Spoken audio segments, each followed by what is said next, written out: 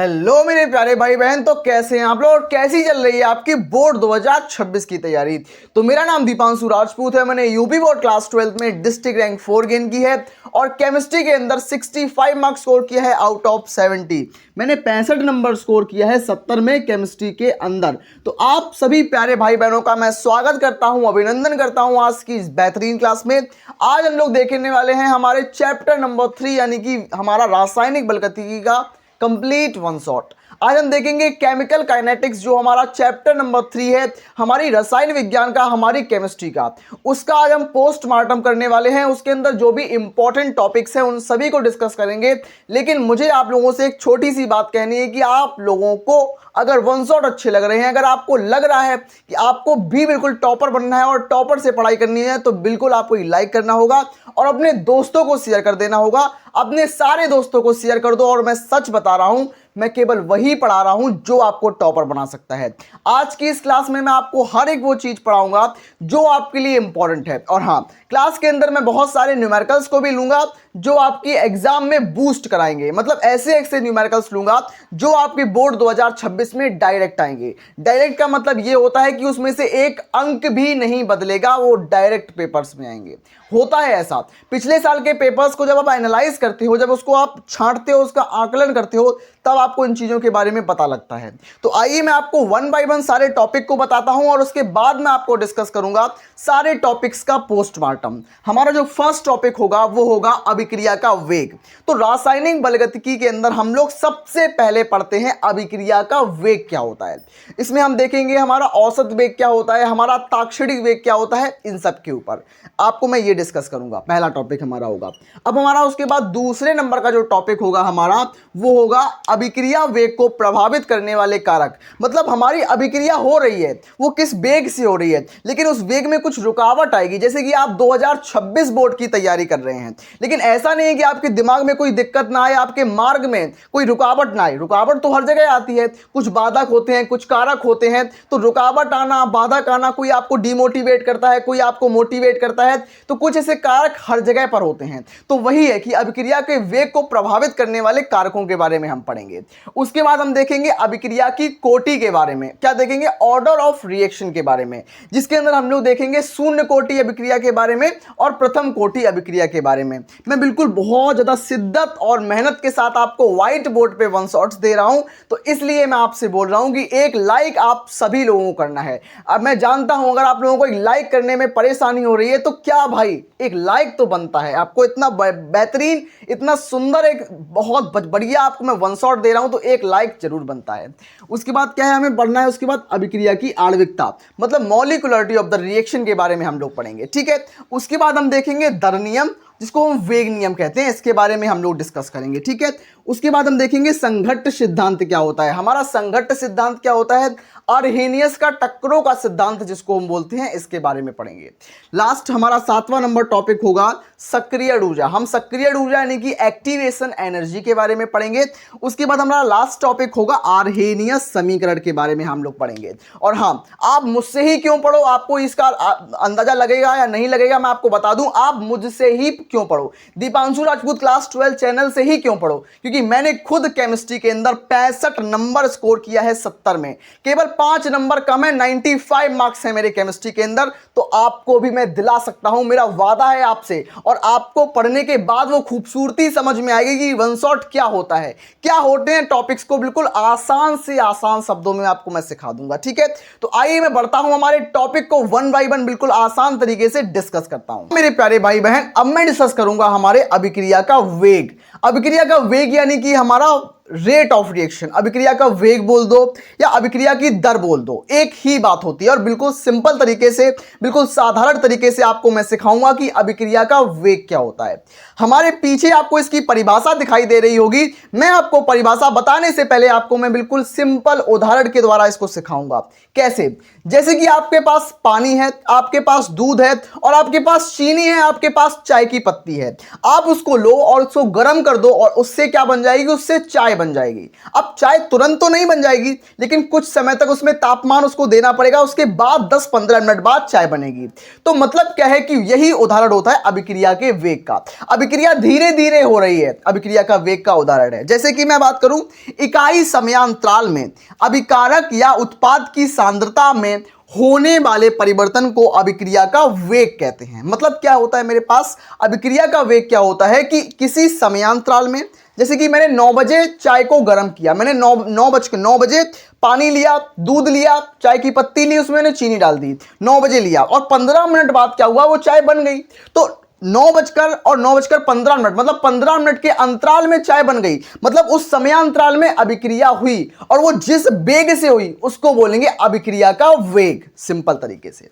तो क्या होता है कि इकाई समयांतराल में, किसी एक इकाई समयांतराल में अभिकारक या उत्पाद की सांद्रता में होने वाले परिवर्तन को अभिक्रिया का वेग कहते हैं। मतलब आपको मैं इसका सूत्र बताऊं तो क्या होगा, अभिक्रिया का वेग, अभिक्रिया का वेग, अभिक्रिया का वेग मतलब रेट ऑफ रिएक्शन। अभिक्रिया का वेग जो होगा, वेग बराबर क्या हो जाएगा, अभिक्रिया का वेग बराबर क्या हो जाएगा, अभिकारक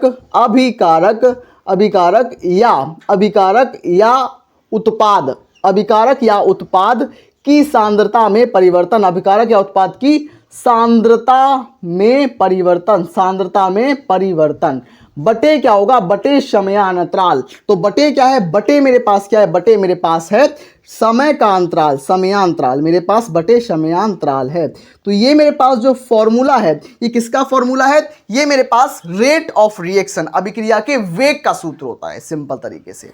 अब मैंने आपको बताया अभिक्रिया का वेग, लेकिन हमसे एग्जाम में क्वेश्चन कभी कभी आता है कि औसत वेग से आप क्या समझते हैं और तात्क्षणिक वेग से आप क्या समझते हैं।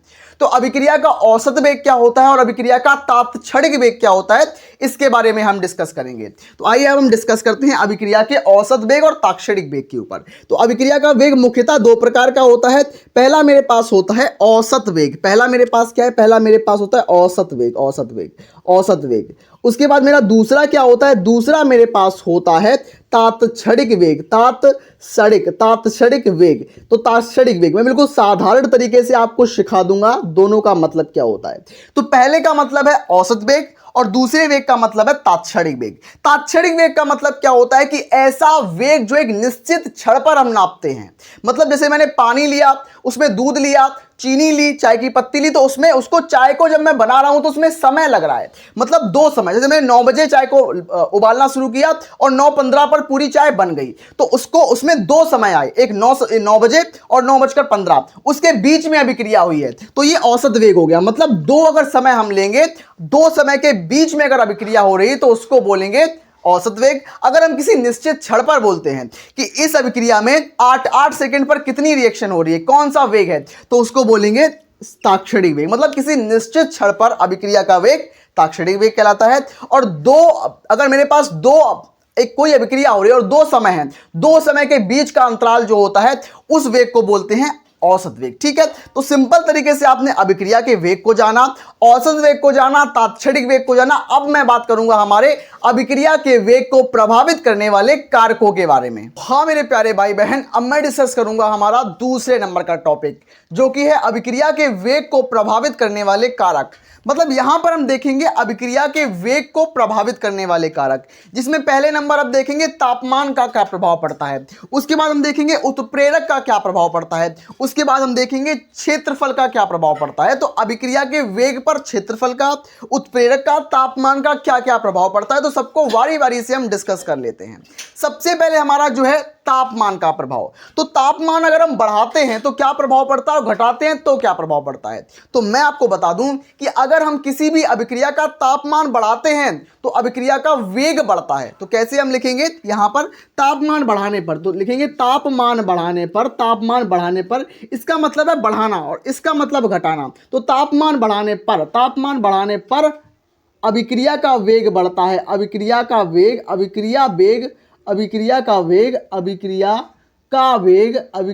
वेग वो भी बढ़ता है,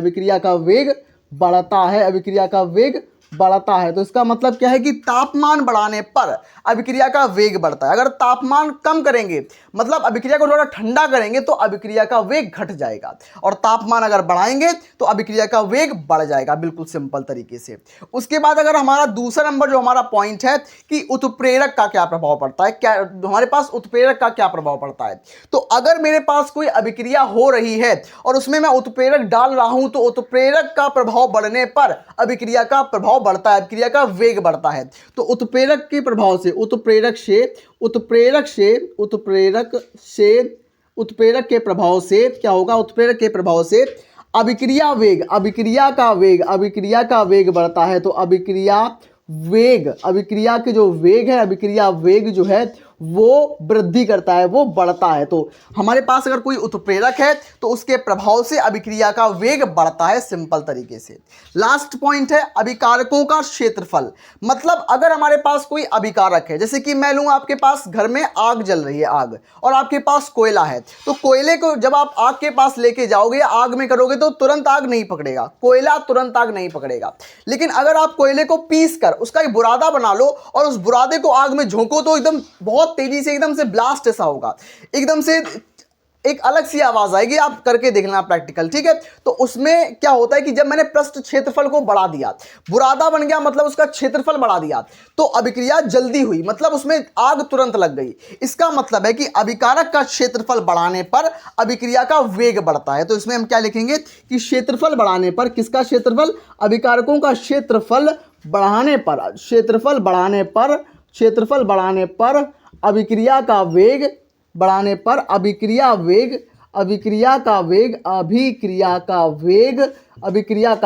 बढ़ता है। तो अभिक्रिया का जो वेग है उसमें वृद्धि होती है, मतलब उसमें वृद्धि होती है, अभिक्रिया का वेग जो है वो बढ़ जाएगा, इसका मतलब क्या है कि अगर हम तापमान बढ़ाते हैं तो भी वेग बढ़ता है, अगर हम उत्प्रेरक रखते हैं तो भी वेग बढ़ता है, अगर हम क्षेत्रफल बढ़ाते हैं तो भी वेग बढ़ता है। तो इस तरीके से अभिक्रिया के वेग को बढ़ाया जा सकता है, और अभिक्रिया के वेग को ये चीजें जो है वो प्रभावित करती हैं इस तरीके से, ठीक है। तो आशा करते हैं आपको अभिक्रिया के वेग को प्रभावित करने वाले कारकों वाला जो कॉन्सेप्ट है वो समझ में आया होगा। अब मैं बात करूंगा हमारे अभिक्रिया की कोटि के बारे में। मेरे प्यारे भाई बहन, अब मैं डिस्कस करूंगा हमारी अभिक्रिया की कोटि के बारे में, और अभिक्रिया की कोटि को डिस्कस करने के बाद मैं आपको बताऊंगा दो प्रकार की अभिक्रियाएं। सबसे पहले मैं बात करूंगा शून्य कोटि अभिक्रिया और प्रथम कोटि अभिक्रिया के बारे में। और हाँ, यहां से समाकलित वेग जो समीकरण का जो हमें डेरिवेशन होती है वो नहीं करनी, हमें केवल और केवल यहां से उनकी परिभाषाएं और उनके सूत्र याद करने हैं। मैं बता रहा हूं 100% दावे के साथ कि यहां से डेरिवेशन नहीं आएगी, यहां से केवल और केवल सूत्र आपको तैयार करने हैं, सूत्र आएंगे। और हां, उन पर आधारित जो न्यूमेरिकल्स हैं वो भी मैं डिस्कस करूंगा। इसलिए आपको मैं बोल रहा हूं कि क्लास को एक लाइक कर दो, अगर आपने लाइक नहीं किया। अपने दोस्तों को बताओ इस चैनल के बारे में, मुझे आप सपोर्ट करो। मैं आपको 100% दावा कहता हूं कि आपको मैं टॉपर बना के रहूंगा। टॉपर बनने की जो भी टिप्स और ट्रिक्स हैं वो आपको दूंगा, और टॉपर नोट्स जो हैं वो आपके लिए फुली प्रिपेयर किए जा रहे हैं, बहुत कंसाइज करके, ताकि आप बहुत कम पढ़ के 95% का सपना पूरा कर पाएं। इसमें हम क्या कर रहे हैं कि प्रेक्षित दर समीकरण में मेरे पास कोई प्रेक्षित दर समीकरण है। कैसा प्रेक्षित दर समीकरण, आइए मैं बताता हूं। ऐसा मेरे पास क्या है कि आर क्या होता है, आर मेरा अभिक्रिया का वेग होता है। आर समानुपाती क्या है, एक्टिव मास ऑफ ए की पावर ए स्मॉल ए, और क्या है B active mass of B की पावर स्मॉल बी, और active mass of C C की पावर स्मॉल सी। मतलब मेरे पास ए बी सी है और उनकी घातें स्मॉल ए स्मॉल बी स्मॉल सी हैं। बिल्कुल सिंपल तरीके से याद रखना। तो हमारे पास अभिक्रिया का जो अभिक्रिया की कोटि क्या हो जाएगी, तो हमारे पास जब ये समानुपाती का चिन्ह हटेगा तो एक नियतांक आएगा, मतलब आर जो होगा, आर बराबर के एक्टिव मास ऑफ ए की पावर क्या हो जाएगा, small A, active mass of B की पावर हो जाएगा स्मॉल बी, और एक्टिव मास ऑफ सी की पावर हो जाएगा स्मॉल सी। लेकिन जब हम बात करें अभिक्रिया की कोटि के बारे में, तो कोटि जो होती है वो एन से रिप्रेजेंट की जाती है, एन। तो अभिक्रिया कोटि एन होती है, तो एन बराबर क्या हो जाएगा, तो उसमें क्या बोला गया, घातों का योग। घातें क्या हैं, घातें ए बी और सी इसकी घातें हैं। तो क्या हो जाएगा, ए प्लस बी प्लस सी, ये मेरी क्या हो जाएगी, या मेरी घातें हो जाएंगी। तो अभिक्रिया की कोटि यही मेरी होती है। अभिक्रिया की कोटि क्या हो गई मेरे पास कि घातों का योग, मतलब किसी भी समीकरण में उसकी घातों का योग जो है अभिक्रिया की कोटि कहलाता है। बहुत सिंपल और साधारण तरीके से। यही होता है मेरी अभिक्रिया की कोटि। अब बात करूं मैं शून्य कोटि की अभिक्रिया और प्रथम कोटि की अभिक्रिया। आपको केवल दो प्रकार की अभिक्रियाएं पढ़नी है, पहली शून्य कोटि और दूसरी प्रथम कोटि। तो आइए मैं उन पर डिस्कस करता हूं, आपका एक भी सेकंड बिल्कुल बर्बाद नहीं करना चाहता। मैं सच बता रहा हूं, मैं बिल्कुल दावे के साथ बोलता हूं कि अगर आप मुझ पर विश्वास करते हैं तो आपको टॉपर बनाना बहुत आसान है। आपको 90+ तो चुटकियों में दिला दूंगा। और आपने जो मेरे पास तीन तरीके के भाई बहन हैं, पहले जिन्होंने अभी तक कुछ नहीं पढ़ा, दूसरे जिन्होंने अभी तक 50% पढ़ लिया है और तीसरे जिन्होंने अभी तक 70% पढ़ लिया है। अगर आपने 70% अभी तक तैयार कर लिया है और मेरे साथ आप जुड़ गए हो, डेली क्लासेस ले रहे हो, तो दावे के साथ कह सकता हूं कि 90+ आपको दिला दूंगा। उसके बाद अगर आप 50% आपने पढ़ लिया है और आपको मुझ पर विश्वास है, आप डेली क्लासेस लेते हो, जो मैं बोलता हूं मेरे नोट्स को, मेरे हैंड रिटन नोट्स को आप रिवाइज करते हो, तो आपको मैं 85 से 90% दिलाने में कोई दूरी नहीं है। अगर आपने अभी तक कुछ भी नहीं पढ़ा है तो फिर भी मैं आपको 80+ दिला दूंगा, बिल्कुल सिंपल तरीके से अपने नोट्स के माध्यम से। ठीक है, तो अब मैं बात करूंगा हमारी अभिक्रियाओं की कोटियों के बारे में। हाँ मेरे प्यारे भाई बहन, अब मैं डिस्कस करना हूं आप सभी भाई बहनों के साथ हमारा शून्य कोटि और प्रथम कोटि। अगर आपने पिछले 5 सालों के पेपर्स को उठाकर देखा होगा तो आपको विश्वास होगा कि शून्य कोटि से कितने प्रश्न आते हैं और प्रथम कोटि से कितने प्रश्न आते हैं। तो आपको आज की क्लास में शून्य और प्रथम कोटि का जो डर है वो खत्म कर दूंगा। मैं 100% दावा करता हूं और मैं इसलिए दावे के साथ कह सकता हूं कि मैंने खुद केमिस्ट्री के अंदर 95 नंबर स्कोर किया है, केमिस्ट्री के अंदर 65 आउट ऑफ 70 नंबर स्कोर किया है, मैंने 65 नंबर स्कोर किया 70 में। और कैसे किया, मैंने बिल्कुल जो जो टिप्स और ट्रिक्स यूज की वो मैं आपको यहां पर डिस्कस कर रहा हूं। और आने वाली क्लासेस अगर आप रेगुलर अटेंड करते हैं तो मैं वादा करता हूं कि पढ़ लो चाहे कहीं से, मैं आपको 90+ दिलाऊंगा, यहीं से, इसी चैनल से दिलाऊंगा। ठीक है, तो हमारी शून्य कोटि अभिक्रिया में क्या होगा कि ऐसी अभिक्रिया जिसका वेग अभिकारक की सांद्रता पर निर्भर नहीं करता है। मतलब इस पर जो होता है, ये अभिक्रिया जो होती है, इसमें जो अभिक्रिया का जो वेग होता है, ऐसी अभिक्रिया जिसका वेग जो होता है अभिकारकों की सांद्रता इसमें 0 होती है, अभिकारकों की सांद्रता पर निर्भर ही नहीं करती, उसको बोलते हैं हमारी शून्य कोटि की अभिक्रिया।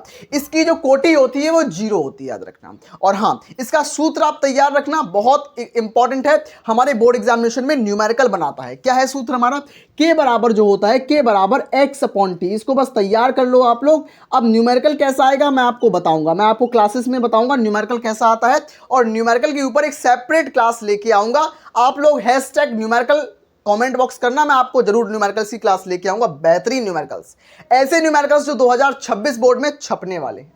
अब बात करता हूं हमारी दूसरे नंबर की कोटि, जो कि है प्रथम कोटि अभिक्रिया, मतलब फर्स्ट ऑर्डर रिएक्शन। क्या होता है कि वह अभिक्रिया जो अभिकारक की इकाई सांद्रता पर निर्भर करती है, इकाई मतलब एक सांद्रता पर निर्भर करती है, उसको बोलते हैं प्रथम कोटि अभिक्रिया कहलाती है, सिंपल तरीके से। इसका सूत्र आप तैयार रखना, और मैं दावे के साथ बोल सकता हूं यहां से न्यूमेरिकल आएगा 100%, न्यूमेरिकल आएगा 100%।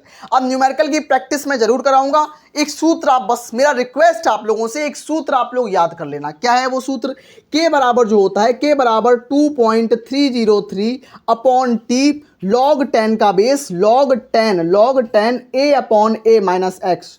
ये मेरे पास फॉर्मूला होता है। क्या मेरे पास फॉर्मूला है, के बराबर, के क्या है, के मेरे पास वेग स्थिरांक है, यहां पर भी के क्या है, के यहां पर वेग स्थिरांक है, और 2.303/t log 10 का बेस a/a-x, ये मेरे पास टोटल फॉर्मूला है प्रथम कोटि की अभिक्रिया का। आपको समझ में आया होगा, मैंने शून्य कोटि और प्रथम कोटि दोनों अभिक्रियाओं को डिस्कस किया। आशा करते हैं मेरे प्यारे भाई बहन को क्लास में बहुत आनंद आ रहा होगा, एंजॉय कर रहे होंगे आप केमिस्ट्री की क्लास को। और हाँ, अब मैं बात करूंगा हमारे आगे वाले टॉपिक, जो कि है हमारी रिएक्शन की मॉलिक्युलरिटी, मतलब अभिक्रिया की आणविकता के बारे में। तो चलिए हम बढ़ते हैं अभिक्रिया की आणविकता के बारे में। अरे भाई बहन, अब मैं डिस्कस करूंगा हमारी अभिक्रिया की अणुसंख्यता और अर्धआयुकाल के बारे में। मतलब दोनों टॉपिक्स बेहद इंपॉर्टेंट टॉपिक्स हैं और हमारे बोर्ड 2026 में बिल्कुल प्रश्न यहां से आते हैं। मैंने एक भी टॉपिक ऐसा नहीं लिया जो यहां पर प्रश्न ना बनाए। ऐसे टॉपिक्स हैं जो 7 सेट में प्रश्नों को दिखाएंगे, एक सेट में नहीं, पूरे 7 के 7 सेटों में अपना दबदबा रखेंगे। और मैं बता दूं कि अभी आप अगर क्लास को स्किप करोगे, अगर क्लास से जाओगे तो ये आपका ही घाटा होगा। मैं बहुत शिद्दत और मेहनत के साथ आपको पढ़ाऊंगा। हमारा टॉपिक होगा अभिक्रिया की आणविकता। इसमें क्या है, इसका मतलब क्या होता है आणविकता, या इसको बोलते थे इंग्लिश में हम मॉलिक्यूलरिटी, या हिंदी में इसको आणविकता बोल दें या अणु संख्यता बोल दें। अणु संख्यता, अणु संख्यता का मतलब अणुओं की संख्या, अणु संख्यता का मतलब अणुओं की संख्या। मतलब क्या होता है इसमें कि किसी अभिक्रिया में अणु संख्यता से क्या तात्पर्य है, तो किसी अभिक्रिया में अणु संख्यता से यह तात्पर्य है कि अभिक्रिया में भाग लेने वाले अभिकारक अणुओं की संख्या अभिक्रिया की अणु संख्यता कहलाती है। क्या होता है कि किसी रासायनिक अभिक्रिया में बहुत सारे अभिकारक भाग लेते हैं जिससे उत्पाद का निर्माण होता है, मतलब अभिकारक मिलके उत्पाद को बनाते हैं। तो अभिकारक कितने भाग ले रहे हैं, क्या 10 अभिकारक भाग ले रहे हैं या 20 या 50 या 100, कितने अभिकारक भाग ले रहे हैं, तो अभिकारक अणुओं की संख्या अभिक्रिया की आणविकता कहलाती है। बिल्कुल सिंपल है, और इसको हम अणु संख्यता के नाम से भी जानते हैं। तो बिल्कुल सिंपल है कि अभिक्रिया की आणविकता से यह तात्पर्य है कि अभिक्रिया में भाग लेने वाले, अभिक्रिया में भाग लेने वाले अभिकारक अणुओं की संख्या को किसको बोलते हैं, अभिकारक अणुओं की संख्या को हमारी अभिक्रिया की आणविकता कहते हैं। बहुत सिंपल है। यहां पर इसकी डेफिनेशन फिनिश हो गई, और बहुत आसान तरीके से याद रखना, एग्जाम में क्वेश्चन ये भी आता है कि अभिक्रिया की कोटि और अभिक्रिया की आणविकता में अंतर स्पष्ट कीजिए। तो अगर आपने अंतर वाली वीडियो नहीं देखी तो मैंने आपको बनाया है क्लास 12th केमिस्ट्री के कंप्लीट मोस्ट इंपॉर्टेंट अंतर, तो उस वीडियो को आप जरूर देख लेना। आप यूट्यूब पर सर्च कर लेना महत्वपूर्ण अंतर बाय दीपांशु राजपूत, आपको वीडियो मिल जाएगी। ठीक है, तो अब बात करूंगा मैं अभिक्रिया का अर्ध आयु काल। तो अभिक्रिया का हाफ लाइफ टाइम क्या होता है ये बताना है हमें। आपसे अगर मैं बोलूं कि कोई जो अभिक्रिया है मेरी वो आधी, मेरे पास, मैंने वही बिल्कुल सिंपल सा एग्जांपल लेता हूं कि मेरे पास पानी है, दूध है, चीनी है और चाय की पत्ती है, उसको मैंने मिक्स कर लिया, उसको गर्म कर दिया, और उसको अभिक्रिया को, चाय को बनने में 15 मिनट का समय लगेगा। 15 मिनट का समय उसको चाय को बनने में लगेगा। लेकिन अगर मैं उसके आधे भाग को देखूं, अगर मैं उसके आधे भाग को देखूं, यानी कि मेरे पास ये समय क्या है, मेरे पास 9 बजे का ये समय है जहां पर मैं चाय को बना रहा हूं, और 9:15 पर चाय बन रही है, 9:15 पर चाय बन रही है। तो यहां पर बीच का समय जो होगा वो अभिक्रिया का अर्ध आयु काल कहलाएगा। मतलब अभिक्रिया की जब आधी सांद्रता रह जाएगी, अभिक्रिया की आधी सांद्रता रह जाएगी, उसको बोलेंगे अभिक्रिया का अर्ध आयु काल। सिंपल तरीके से क्या है कि वह समय जिसमें अभिक्रिया की सांद्रता उसकी प्रारंभिक सांद्रता की, मतलब पहले वाली जो सांद्रता है उसकी आधी रह जाती है, अभिक्रिया का अर्ध आयु काल कहलाता है। बहुत सिंपल है, आपको समझ में आया होगा, मैं बिल्कुल आशा करता हूं। और हाँ, कोई भी डाउट हो आप तुरंत मुझे कमेंट सेक्शन के थ्रू पहुंच सकते हो। मैं आप सभी भाई बहनों को सच में बहुत शिद्दत के साथ, मेहनत के साथ पढ़ाता हूं, एक एक सेकेंड्स बिल्कुल आपको दे रहा हूं इस समय। तो अब मैं बढ़ता हूं हमारे आगे वाले टॉपिक की तरफ। हाँ मेरे प्यारे भाई बहन, अब मैं डिस्कस करूंगा हमारा वेग नियम, या इसको हम दर नियम बोल देते हैं, या इसको हम वेग व्यंजक बोल देते हैं। आपके बोर्ड एग्जामिनेशन में किसी भी नाम से आए, वेग नियम के नाम से आए, दर नियम के नाम से आए, या वेग व्यंजक के नाम से आए, और आना 100% तय होता है यहां से क्वेश्चन। अब मुझे ये नहीं पता कि सातों सेट में से किस सेट में आ जाए, लेकिन आएगा 100%। तो क्या होता है हमारा, सबसे पहले इसको हम बहुत आसान से आसान शब्दों में सिखाते हैं। क्या होता है कि वह गणितीय व्यंजक, तो मेरे पास वेग नियम होता है या दर नियम होता है, ये गणितीय व्यंजक होता है, और जो ये होता है ये प्रायोगिक निर्भरता को दर्शाता है। क्या होता है कि वह गणितीय व्यंजक जो अभिकारकों की मोलर सांद्रता पर अभिक्रिया की दर को, प्रायोगिक निर्भरता को दर्शाता है, अभिक्रिया का वेग नियम या दर नियम कहलाता है। मैं बोला ना मैंने, ये जो होता है अभिक्रिया की दर के प्रायोगिक निर्भरता को दर्शाता है। प्रायोगिक निर्भरता का मतलब क्या है कि कोई भी अभिक्रिया जो होती है उसको हमेशा हम कॉपी पेन पर कैलकुलेट नहीं कर पाते, उसको हम लैब में लेके जाते हैं, साइंटिस्ट होते हैं, उसको लैब में जाकर उसकी रिसर्च करते हैं, वही को उसी चीज को दर्शाता है जो हमारा वेग नियम होता है, लेबोरेटरी को दर्शाता है। ठीक है, यही है कि वह गणितीय व्यंजक जो अभिक्रिया की मोलर सांद्रता पर किसी अभिक्रिया की प्रायोगिक निर्भरता को दर्शाता है, अभिक्रिया का वेग नियम या वेग व्यंजक कहलाता है, सिंपल तरीके से। तो अब मैं बात करूंगा हमारा सक्रिय ऊर्जा, जो सक्रिय ऊर्जा के बारे में डिस्कस करूंगा, और हमारा बिल्कुल अंतिम चरण पर हम आ चुके हैं। हमारे कुछ बिल्कुल बचे हुए टॉपिक्स बचे हैं, उनको डिस्कस करके हमारा चैप्टर जो है वो फिनिश हो जाएगा। इसमें क्या बचा है हमारा सक्रिय ऊर्जा, यानी कि एक्टिवेशन एनर्जी। क्या होती है हमारी सक्रिय ऊर्जा, इसमें हम करेंगे कि ऊर्जा की वह न्यूनतम मात्रा, न्यूनतम का मतलब बहुत कम मात्रा, ऊर्जा की वह न्यूनतम मात्रा जो देहली ऊर्जा से कम ऊर्जा वाले अणुओं को प्राप्त करनी पड़ती है, सक्रिय ऊर्जा कहलाती है। अगर आपको समझ में नहीं आया तो एक सेकंड में आपको बिल्कुल समझाता हूं। मतलब मेरे पास कोई अभिक्रिया है, ये मेरे पास क्या है, मेरे पास कोई अभिक्रिया है और ये मेरे पास कोई ग्राफ में जैसे बनाता हूं। अगर किसी अभिक्रिया को होने के लिए इस ऊर्जा तक पहुंचना है, जैसे कोई अभिक्रिया होती है उसको मैं गर्म करता हूं तो क्या होती है, उसकी ऊर्जा बढ़ती है, अणुओं की, अभिकारक अणुओं की ऊर्जा बढ़ती है। तो ये मेरे पास क्या है, ये मेरे पास देहली ऊर्जा है। ये मेरे पास क्या है, देहली ऊर्जा। ये मेरे पास क्या है, देहली ऊर्जा। ये देहली ऊर्जा की मैंने सीमा बना दी। अब कोई अभिक्रिया होगी तो सबसे पहले इस देहली ऊर्जा को तक पहुंचेगी, उसके बाद अभिक्रिया पूरी हो पाएगी। तो इस अब यहां तक पहुंचने के लिए जिस एनर्जी को, जिस यहां तक अब कोई अणु यहां पर है उसको इस ऊर्जा तक पहुंचना है, तो जिस यहां तक पहुंचने के लिए जितनी वो ऊर्जा ग्रहण करेगा उसको बोलेंगे ईए। ईए का मतलब होता है एक्टिवेशन एनर्जी या सक्रिय ऊर्जा। तो यहां तक पहुंचने के लिए मतलब कोई भी अणु देहली ऊर्जा तक पहुंचने के लिए, ये ऊपर वाली ऊर्जा देहली ऊर्जा है, किसी भी अणु को देहली ऊर्जा तक पहुंचने के लिए, ये देहली है। देहली का मतलब देहरी आप घर में सुनते होंगे, घर का जो द्वार होता है उसको देहली बोलते हैं।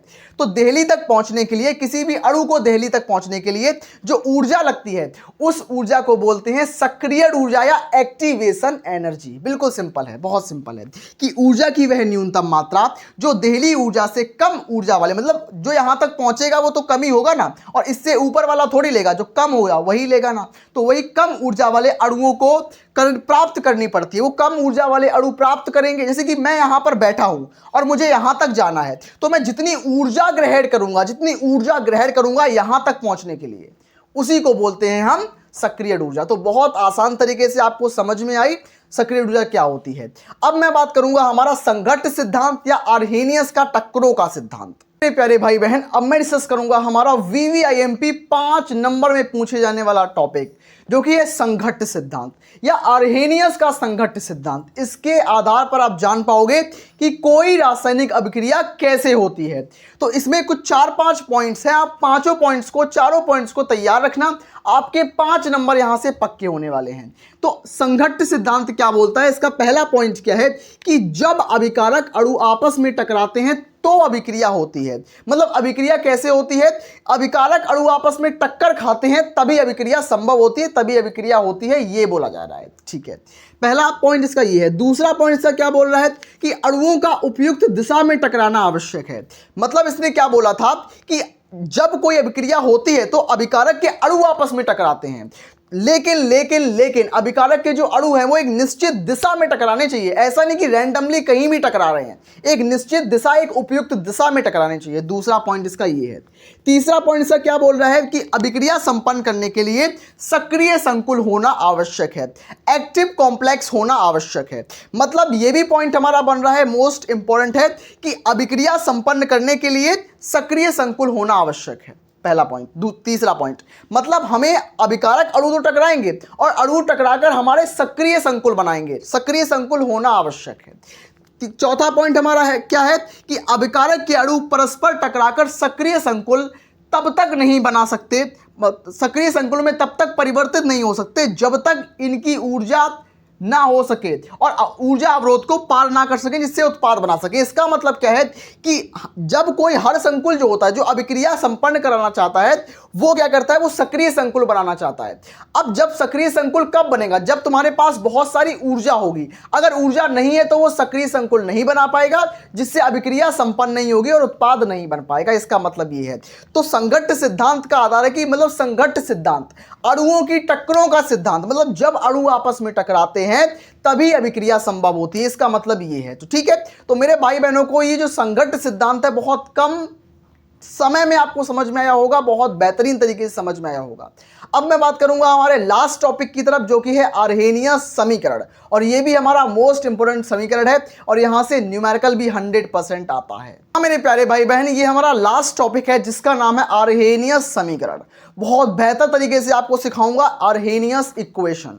हमने अभी संघट्ट सिद्धांत देखा था जिसके अंदर अभिकारक अणु आपस में टक्कर कर रहे थे, अभिकारक अणुओं की टक्करों का सिद्धांत अभी देखा था। उसके आधार पर हमें आर्हेनियस भाई साहब ने एक सिद्धांत दिया, एक समीकरण दिया। क्या है वो समीकरण कि संघट्ट सिद्धांत के आधार पर आर्हेनियस ने समांगीय गैसीय अभिक्रियाओं में तापमान, तापमान का मतलब T, कैपिटल T, तापमान में परिवर्तन के कारण वेग स्थिरांक यानी कि K, वेग स्थिरांक यानी कि K, वेग स्थिरांक में परिवर्तन होता है। मतलब अगर हम तापमान में परिवर्तन करते हैं जिससे वेग स्थिरांक में परिवर्तन होता है और इसको एक समीकरण के द्वारा प्रदर्शित किया जाता है जिसे आर्हेनियस समीकरण कहते हैं। अब क्या होता है आर्हेनियस समीकरण? अगर आप ये परिभाषा और समीकरण तैयार कर लेते हैं तो आपके एग्जाम में 100% क्वेश्चन यहीं से आएगा। समीकरण क्या है कि K बराबर क्या होता है, AE, K बराबर AE minus EA upon RT। ये मेरे पास समीकरण होता है। किसका समीकरण है ये मेरे पास आर्हेनियस समीकरण है। बिल्कुल अच्छे से तैयार कर लो इस समीकरण को।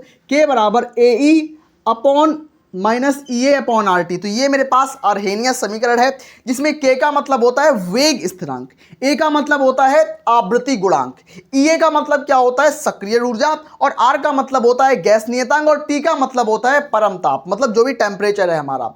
R का मतलब गैस कांस्टेंट। ये सब तरीके हैं। तो आपको आज की क्लास कैसी लगी? आज मैंने कंप्लीट वन शॉट किया रासायनिक बलगतिकी का, कंप्लीट वन शॉट देखा मैंने केमिकल काइनेटिक्स का, और बहुत मेहनत और शिद्दत के साथ इस वन शॉट को बनाया है। क्या आप आगे भी DNF ब्लॉक एलिमेंट्स का वन शॉट चाहते हैं तो एक लाइक कर देना, अपने दोस्तों को शेयर कर देना, और हाँ प्यारे प्यारे बहुत सारे कमेंट्स करना। मैं मिलता हूं अपनी नेक्स्ट अमेजिंग वन शॉट में। तब तक के लिए पढ़ते रहिए, स्वस्थ रहिए, मस्त रहिए।